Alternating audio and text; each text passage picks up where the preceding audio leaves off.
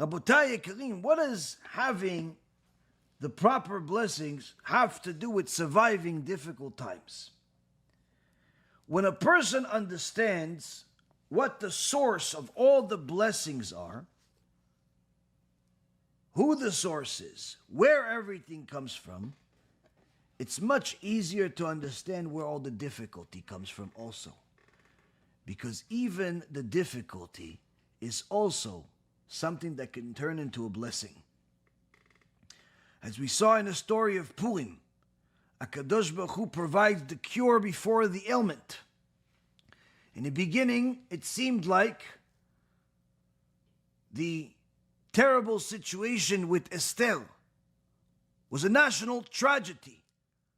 Taking a Bat Israel that was married nonetheless to Mordechai and having her marry some non-Jewish king, how could this be any good? This was one of the ways that Hashem brought salvation. Having Mordechai save the king by discovering two people that were his servants that wanted to kill the king, but yet get no recognition for it for years. Years without recognition. He saved the king from being assassinated. Imagine what kind of reward a person would get in today's world if he jumped in front of a bullet for the king, for the president, in front of some billionaire. If somebody tried to kill a billionaire and one of his assistants jumped in front of the bullets, imagine how much he would get.